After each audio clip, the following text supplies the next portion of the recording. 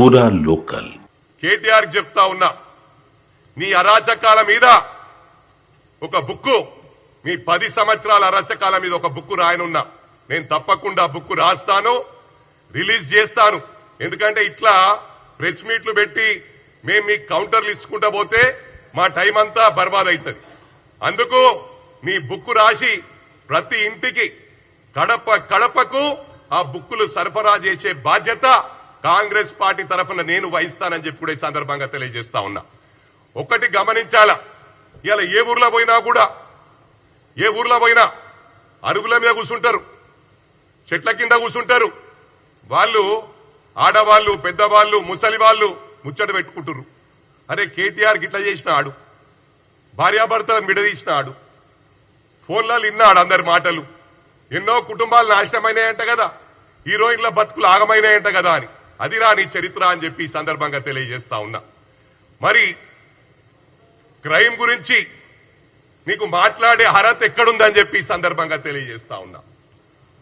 కరీంనగర్ జిల్లాకు సంబంధించిన మంత్రి ఉన్నప్పుడే ఆయాల మంత్రికి సంబంధించిన బ్రాహ్మణ కుటుంబం భార్య భర్తలను మిట్ట మధ్యాహ్నం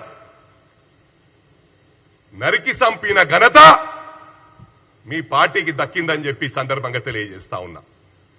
మరి ఆ రోజు ప్రవాళిక యూపీఎస్సీ ఎగ్జామ్స్ కు ప్రిపేర్ అయి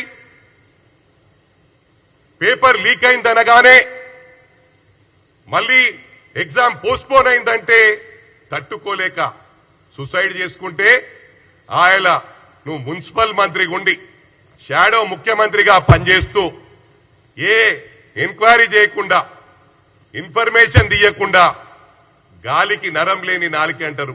ఇప్పుడు కూడా వెధవలాగానే మాట్లాడుతున్నావు, ఆ రోజు కూడా వెధవలాగానే ప్రవర్తించినావు. ఏమన్నావు ఆయన? లవ్ అఫేర్ ఏమో సూసైడ్ చేసుకుందన్నావు.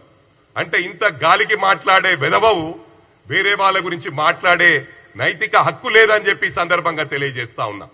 ఇవాళ ఒకటి గమనించాలా, ఆంధ్రాలో వైఎస్ఆర్సీపీ వాళ్ళు భయప్రాంతులయ్యి కొంతమంది విదేశాలకు పారిపోయినరు, కొంతమంది రాష్ట్రాలను వదిలిపెట్టి పారిపోయినరు. మా లా అండ్ ఆర్డర్ ప్రాబ్లం ఉంటే ఇవాళ మీరు ఇట్లా మాట్లాడుతున్నా అని ఈ సందర్భంగా తెలియజేస్తా ఉన్నా. ఇవాళ కాన్వాయ్ల గురించి అడుగుతా ఉన్నావు.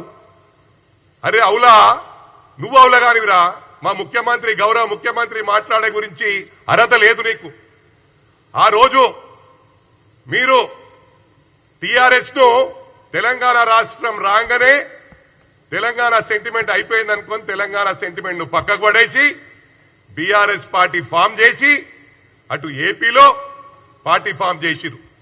చంద్రశేఖర్ గారిని రాష్ట్ర అధ్యక్షుని చేసిరు. ఇక్కడ మహారాష్ట్రకు మీ అయ్యకేం పనుడరా? మరి ట్రాఫిక్ ఇబ్బంది అవుతుందని తెలియదా? 2000 కార్లను తీసుకొని మహారాష్ట్రకు పోయిండు. అవసరం ఆరారా కేటీఆర్ అని చెప్పి సందర్భంగా తెలియజేస్తా ఉన్నా.